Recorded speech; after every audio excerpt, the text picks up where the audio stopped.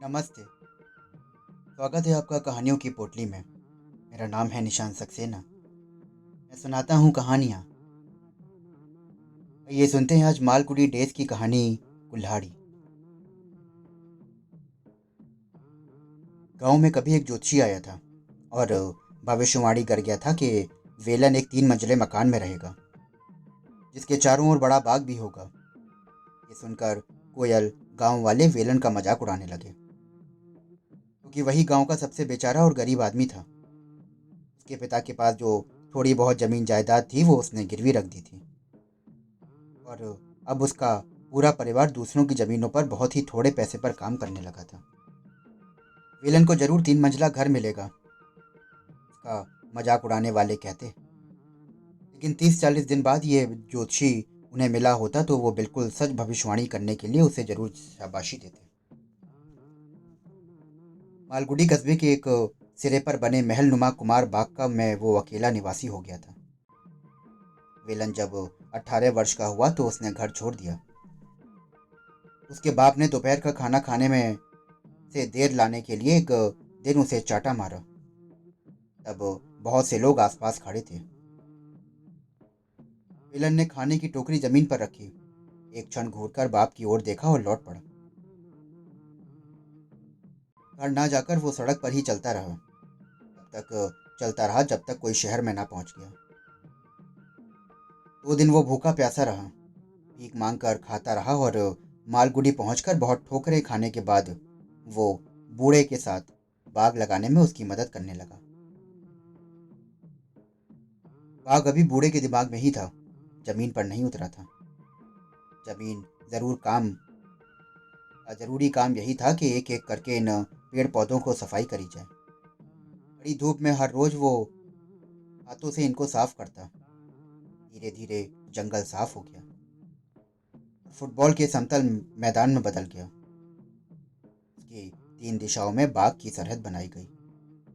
एक तरफ घर बनाने की योजना बनी, जिस समय आम के पेड़ों में बौर आने शुरू हुए। इस वक्त पे घर बनाने का भी काम शुरू हो गया, जिस समय नीम के पेड़ों से कुछ दूर तक किल्ले फूटने लगे। सामने पार्क में तरह तरह के फूल बो दिए गए थे, जो एक दिन खिलकर चारों ओर लहराने लगे। अब वेलन को दीवार बनाने वालों के साथ प्रतियोगिता करनी पड़ गई, क्योंकि मालिक बूढ़ा अचानक बीमार हो गया। वो प्रमुख माली बन गया। वेलन को अपने पद और दायित्व पर गर्व होने लगा। वो मकान बनाने वालों को काम करते ध्यान से देखता और पौधों को पानी पिलाता हुआ उनसे फुसफुसा कर कहता, बच्चों अब तेजी से बढ़ना शुरू करो, मकान रोज बनता जा रहा है।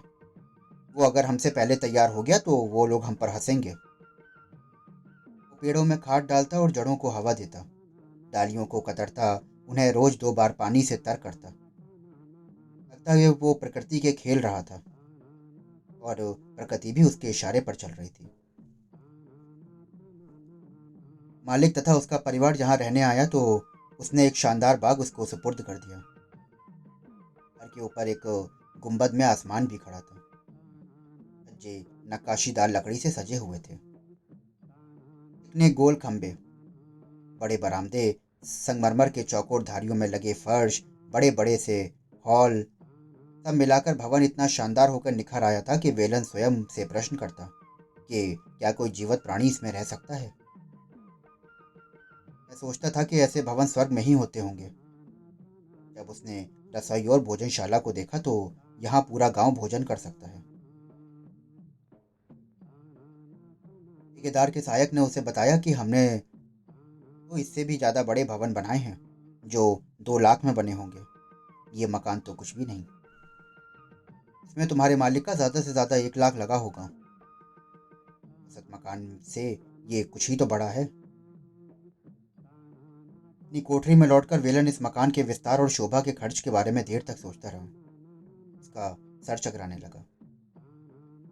फिर वो नीम के उग रहे पौधों के पास गया और उसे पकड़कर कहने लगा कि तेजी से बढ़ो छोटे मियाँ, कम से कम मेरी ऊंचाई तक तो पहुंचो। मैं तुम्हें अपनी उंगलियों से पकड़कर हिला सकता हूँ। जल्दी से बढ़ो और मोटे हो जाओ। ना इतना चौड़ा कर दो कि 2 जोड़ी हाथ उसे घेर ना सकें। इतना फैलो कि कोई भी तुमसे ऊपर ना उठ सके। इस महल के साथ खड़े होने योग्य विशाल बनो, नहीं तो मैं तुम्हारी जड़ उखाकर फेंक दूंगा।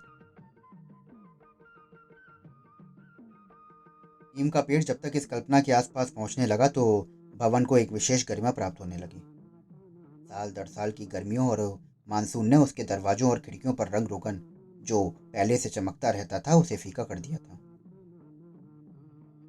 लकड़ी की कारीगरी टूटने लगी थी और दीवालों का असली रंग उमड़कर उसके तरह तरह के धब्बे और चित्तियां में उभर आया था।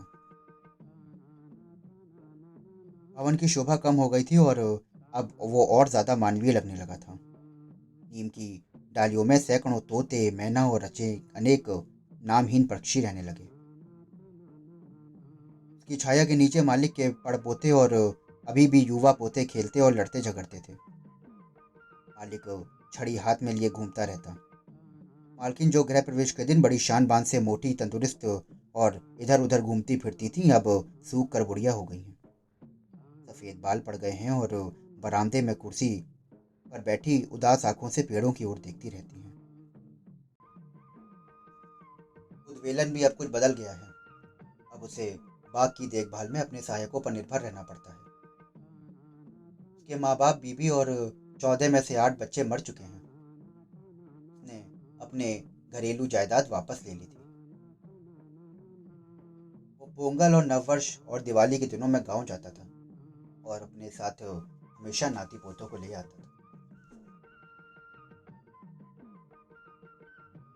वेला पूरन वेलन अब पूरी तरह से संतुष्ट और प्रसन्न था।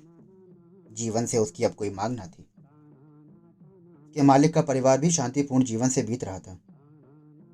ऐसा नहीं था कि जीवन की ये खुशियां किसी दिन खत्म हो जाएंगी। लेकिन तभी मौत ने दस्तक दी और वो कोने में आके खड़ी हो गई। नौकरी की कोठरियों से मालिक को अपनी झोपड़ी में खबर मिली कि मालिक बहुत बीमार हैं और उन्हें ऊपर के कमरे में, जिसे शानदार ढंग से सजाया गया था, उसे नीचे कमरे में ले आया गया है।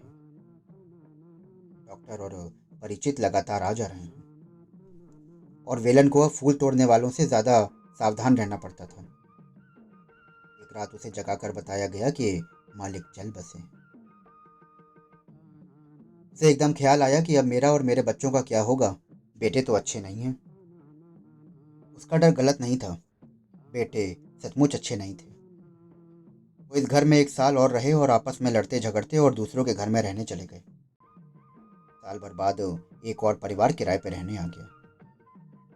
मिलन को देखते ही उन्होंने कहा कि बूढ़े माली, हमारे साथ कोई चालबाजी मत करना। हम जानते हैं कि तुम लोग कैसे होते हो। ठीक से नहीं रहोगे तो निकाल दिए जाओगे।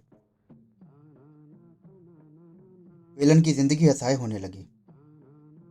लोगों को बगीचे का शौक नहीं था। वो फूलों की क्यारियों पर चलते और बच्चे पेड़ों पर चढ़कर कच्चे फल तोड़ते रहते। बगीचे की पगडंडियों के गड्ढे भी खोदते थे। वेलन को इन्हें मना करने पर साहस न होता था। वे उसे बाहर दूर काम धंधों पर भेजते गए। गाय धुलवाते, हुकुम चलवाते और बाग का काम कैसे किया जाता है इस पर भाषण देते। उसे अब इस काम से चिढ़ हो गई और वो सोचने लगा कि नौकरी छोड़कर गांव चला जाए। लेकिन वो परिवार ही उसके लिए सब कुछ था। परिवार, वो परिवार जो अब वहां से चला गया था। वो अपने पेड़ पौधों के बिना तो नहीं रह सकता था। लेकिन भाग्य ने उसका साथ दिया। किराएदार चले गए और कई वर्षों तक वो खाली पड़ा रहा। उसमें ताला लगा दिया गया था और कभी कभी मालिक का कोई बेटा आता और बाग में घूम घाम कर चला जाता। धीरे धीरे उसका भी आना बंद हो गया। मकान की चाबी वेलन को ही दे गए थे। कभी कभी कोई किराएदार आता तो मकान खुलवा कर देखता और ये कहकर चला जाता कि ये तो काफ़ी टूट फूट चुका है। दीवालों का पलस्तर झड़ रहा है। दरवाजों और खिड़कियों का रंग रोगन बिल्कुल उतर चुका है। एक का टुकड़ा ही कहीं कहीं रह गया है। दीमक ने अलमारियां खा डाली और यहाँ पर तो कुछ भी ऐसा नहीं है जो रहने लायक हो। करीब एक साल बाद एक दूसरा किराएदार आया, फिर तीसरा और फिर चौथा। कुछ महीने से ज़्यादा यहाँ कोई रह ना पाया। लोग कहने लगे कि यह मकान तो भुतहा है। मालिकों ने भी देखने के लिए आना बिल्कुल बंद कर दिया था। वेलन अब पूरी तरह इसका मालिक हो चुका था। चाबियां उसके पास रहती थीं और वो बूढ़ा भी हो रहा था। यद्यपि वो काम में लगा रहता। रास्तों पर घास उगाई थी तो सामने के बाग में फूलों के पौधों के इर्द गिर्द कांटे की झाड़ियां उगाई थीं। फलों के पेड़ जरूर नियम से फलों की बौछार करते रहते थे। इसलिए मालिकों ने फलों का बाग 3 साल को लीज पर दे दिया था। वेलन भी वृद्ध हो गया था। उसकी झोपड़ी में छेद हो गए थे और उनमें एक नया पुआल भरने से अब उसके अंदर शक्ति न थी। इसलिए वो उसे छोड़कर मकान के सामने वाले बरामदे में रहने लगा। बरामदा काफी बड़ा था। फर्श पर संगमरमर लगी हुई थी। तो बूढ़ा यहाँ क्यों न रहता। बूढ़े चमगादड़ों से तो यहाँ उसको रहने का ज्यादा अधिकार था। साल में एक आध बार कभी मूड होता तो कमरा खोलकर उनकी सफाई धुलाई कर देता। फिर उसने ये भी करना छोड़ दिया। इन बातों की चिंता करने के लिए अब वो बहुत बूढ़ा हो चुका था। साल गुजरते गए और कोई परिवर्तन न हुआ। मकान को भूत बंगला कहा जाने लगा और लोग इसके पास फटकने से भी बचने लगे। एलन को इस स्थिति से कोई शिकायत ना थी। उसके लिए ये ठीक था। 3-4 महीने बाद वो अपने बेटे को शहर बेचता के मालिकों से तनख्वाह ले आए। इस प्रकार अनंत काल तक चलता रह सकता था, लेकिन एक दिन एक कार फाटक आकर रुकी। उसने हॉर्न बजाया और वेलन चाबियां लेकर वहां पहुंचा। तुम्हारे पास चाबियां हैं? फाटक खोलो। कार के भीतर से किसी का हुक्म आया। बगल में एक छोटा दरवाजा है और वेलन ने भी धीरे से कह दिया, ठीक है, कार के लिए फाटक खोलो। वेलन भीतर से एक फावड़ा उठाकर लाया और फाटक के आगे पीछे जमी घास फूस और मिट्टी को साफ करने लगा। फिर जंग लगा दरवाजा खड़खड़ करता हुआ धीरे धीरे खुलने लगा। उन्होंने सब दरवाजे और खिड़कियां खोल दिए और हर हिस्से का बड़ी बारीकी से मुआयना करके कहने लगे कि तुमने देखा, गुंबद में भी दरारें आ गई हैं। दीवारें तो चटक ही चुकी हैं और कोई उपाय है भी नहीं। अगर हम चीज़ों को ध्यान से तोड़ें तो कुछ सामग्री के बाद इसे इस्तेमाल किया जा सकता है। लेकिन मुझे लगता है कि लकड़ी की चीज़ें भी भीतर से पोली पड़ चुकी हैं। ईश्वर ही जानता है कि किस पागलपन के तहत पुराने लोग ऐसे मकान बनाते थे। फिर उन्होंने बगीचे का दौरा किया और कहा कि इस जंगल की तो हर चीज़ साफ करनी होगी। यहाँ कुछ नहीं रहना चाहिए। लंबे चौड़े आदमी ने वेलन की ओर देखकर कहा कि तुम यहाँ के माली लगते हो। हमें बाग की कोई ज़रूरत नहीं है। बाउंड्री पर 4-6 पेड़ों को छोड़कर बाकी सब पेड़ काटने होंगे। जरा सी भी जगह बेकार नहीं करनी है। और ये फूलों का बगीचा ठीक है, ये पुराने ढंग का है और इसके अलावा सामने का हिस्सा तो बिल्कुल बेकार नहीं किया जा सकता।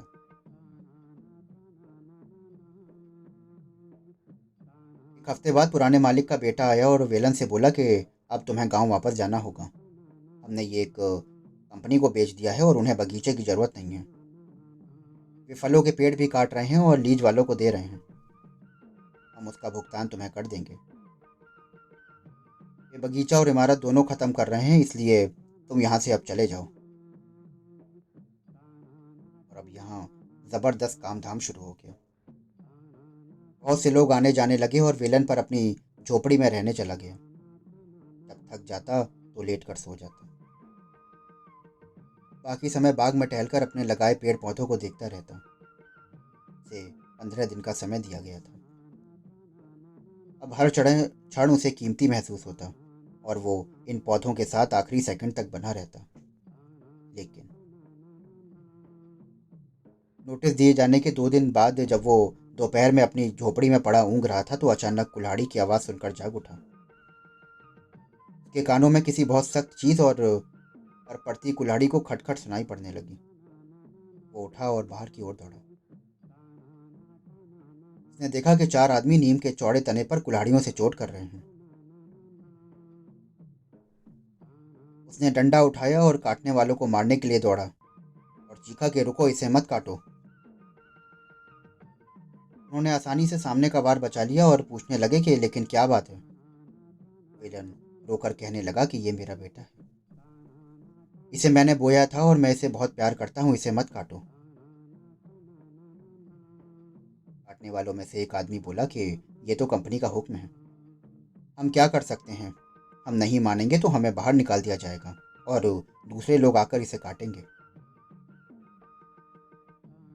एलन कुछ देर तक सोचता रहा और फिर बोला कि तुम मेरे लिए इतना तो कर सकते हो कि मुझे थोड़ा सा वक्त दो।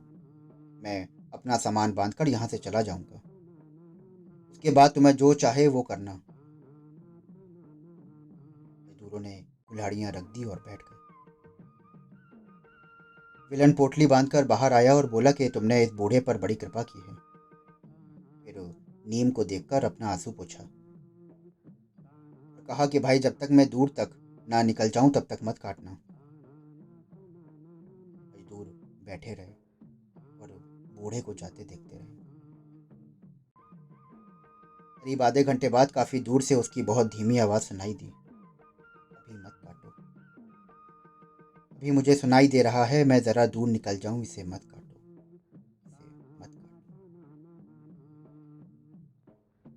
तो दोस्तों, अभी आप सुन रहे थे आर के नारायण द्वारा लिखित मालगुडी डेज की कहानी कुल्हाड़ी। आशा करता हूँ कि आपको ये कहानी बहुत पसंद आई होगी।